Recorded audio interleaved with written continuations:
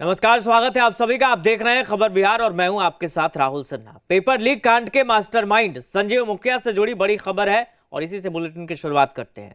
संजीव मुखिया को ईओयू की पूछताछ के बाद न्यायिक हिरासत में पटना के बेऊर जेल भेज दिया गया है। हालांकि अभी पूछताछ पूरी नहीं हो पाई है। ऐसे में ईओयू आज कोर्ट में 2 दिनों के रिमांड के लिए नई अर्जी दाखिल करेगी। हम आपको बता दें, कई पेपर लीक से जुड़े संजीव मुखिया को 18 महीने की फरारी के बाद पिछले शुक्रवार को पकड़ा गया था। 18 महीने से फरार था, लेकिन पिछले शुक्रवार को पकड़ा गया था। शनिवार को ईओयू ने उसे रिमांड पर लिया था और इस दौरान पूछताछ में संजीव मुखिया ने कई चौंकाने वाले खुलासे किए हैं। शातिर संजीव मुखिया ने खुलासा किया है कि वो अपनी पत्नी को राजनीति में लाना चाहता था और इसीलिए उसने पेपर लीक जैसी गंभीर आपराधिक गतिविधि को चुना। उसने ये भी दावा किया कि कई अधिकारियों के बेटे का उसने मेडिकल कॉलेज में एडमिशन करवाया है। साथ ही कई बड़े नेताओं से इसके संपर्क है। सूत्रों के अनुसार पूछताछ में संजीव मुखिया ने कई नेताओं के नाम भी उजागर किए हैं। तो इस वक्त की ये बड़ी खबर है, कई नेताओं के नाम भी संजीव मुखिया ने उजागर किए हैं। पूछताछ के दौरान कई चौंकाने वाले और बड़े खुलासे हुए हैं।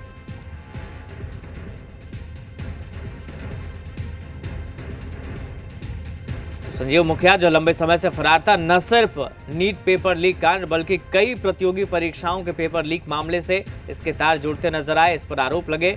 18 महीने से फरार था, लेकिन पिछले शुक्रवार को हिरासत में लिया गया, गिरफ्तार हुआ और अब पूछताछ में कई अहम खुलासे संजीव मुखिया ने किए हैं।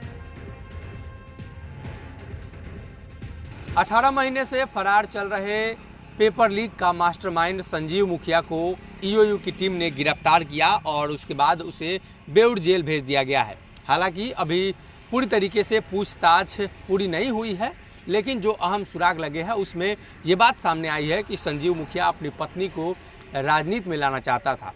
इसके अलावे नीट पेपर और कई अन्य पेपर लीक में संजीव मुखिया मास्टरमाइंड बताया जा रहा है। अगर बात की जाए तो कई महीनों से फरार चल रहा था। हालांकि आज ईओयू की टीम संजीव मुखिया को 2 दिन की रिमांड को लेकर कोर्ट में अर्जी डालेगी। संजीव मुखिया को लेकर कई तरह के खुलासे आए दिन होते रहे हैं और एक बार फिर से अब उसकी गिरफ्तारी के बाद कई नए मामले सामने आए हैं, जिसमें पेपर लीक जैसी आपराधिक गतिविधि का रास्ता संजीव मुखिया चुना और पत्नी को राजनीति में लाना चाहता था। उसमें यह भी दावा किया गया है कि कई अधिकारी के बेटे का मेडिकल कॉलेज में एडमिशन और कई नेताओं से उसका संपर्क है। हालांकि अभी ईओयू की टीम उससे पूछताछ कर रही है और अद्यतन जो जानकारी मिली है सूत्रों के मुताबिक कि कई बड़े अधिकारी और कई बड़े नेता भी उसके जद में आ सकते हैं। अपने सहयोगी अजय के साथ सनी, जी मीडिया, पटना।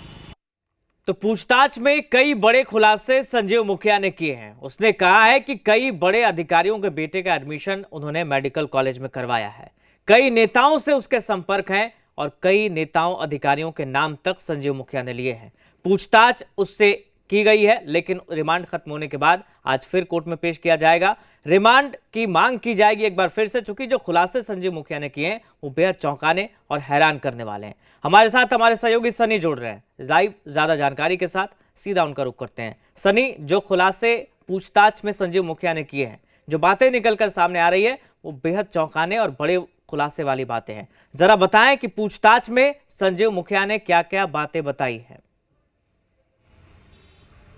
बिल्कुल, संजीव मुखिया कई पेपर लीक का मास्टरमाइंड है और नीट पेपर लीक जब हुआ तो बड़े स्तर पर उसकी संलिप्तता पाई गई। तो इस मामले को लेकर झारखंड पुलिस भी और सीबीआई और इसके अलावा बिहार की आर्थिक अपराध इकाई तीनों पूछताछ कर रही है। और अभी तक जो जानकारी अद्यतन सामने आई है, जो सूत्रों के मुताबिक जो बातें सामने आई है, उसमें संजीव मुखिया ने ये भी बताया कि राजनीति में वो अपना कद बढ़ाना चाहता था, राजनीति में वो आना चाहता था। वो अपनी पत्नी को चुनाव भी लड़ा चुका था और इस बार भी चुनाव लड़ाने की वो तैयारी में था और इसी को लेकर उसका जो संबंध है बड़े राजनेताओं से भी रहा है, इसके अलावा अधिकारियों से भी रहा है। तो निश्चित तौर पर सिर्फ नीट पेपर लीक का मामला नहीं है। बिहार में शिक्षक बहाली परीक्षा की बात कर लें, रेलवे बहाली परीक्षा की बात कर लें, रेलवे ग्रुप डी, एनटीए सहित कई ऐसी परीक्षाएं बिहार की हुई हैं जिसमें संजीव मुखिया का नाम सामने आया। उसमें कई मामले में गिरफ्तारी भी हुई। और उसके बाद अगर बात की जाए तो दिल्ली में भी, हरियाणा में भी, उत्तर प्रदेश, झारखंड सहित कई राज्यों में उसका गिरोह था। तो सबसे पहले वो पेपर को निकालता था और उसकी ये जानकारी वो रखता था कि कब एग्ज़ाम होने वाला है, पेपर कहाँ छपने वाला है, और वहीं से पेपर निकालने की कोशिश करता था। अगर वहाँ से नहीं तो ट्रांसपोर्टेशन के समय वो पेपर निकालने की कोशिश करता था और व्हाट्सएप के ज़रिए उस पेपर को निकालता था, उसका आंसर शीट बनवाता था और एक जगह पर बच्चों को रखता था जहाँ पर क्वेश्चन रटवाया जाता था और वही बच्चे फिर वहाँ पर क्वेश्चन को बनाते थे। तो निश्चित तौर पर एक बड़ा मामला है और नीट पेपर के अलावा भी कई मामले में उसका हाथ बताया जा रहा है। तो निश्चित तौर पर अब तो ईओयू जांच कर ही रही है, लेकिन 2 दिन की और रिमांड की बात सामने आ रही है कि उसे लिया जाएगा और उसको लेकर कोर्ट में अर्जी भी दी जाएगी। तो निश्चित तौर पर और भी पूछताछ होने बाकी है और इसमें कई लोग सामने आ सकते हैं। हालांकि अभी हाल के दिनों में जब ये मामला प्रकाश में आया था तो झारखंड से चिंटू सहित कई लोगों की गिरफ्तारी हुई थी। तो तमाम जो लोग हैं वो संजीव मुखिया से संबंध रखते हैं और कहीं न कहीं तार जुड़ता है। तो संजीव मुखिया पिछले 20 साल से इस तरह का गिरोह चला रहा है, जो बातें सामने आ रही हैं, और पिछले 20 साल से लगातार पेपर लीक जैसे कई मामलों में वो संलिप्त रहा है और जिससे उसने काफ़ी संपत्ति भी अर्जित की है, काफ़ी कमाई भी की है और उसी संपत्ति के दम पर वो राजनीति में सक्रिय होकर सक्रिय राजनीति करना चाहता था।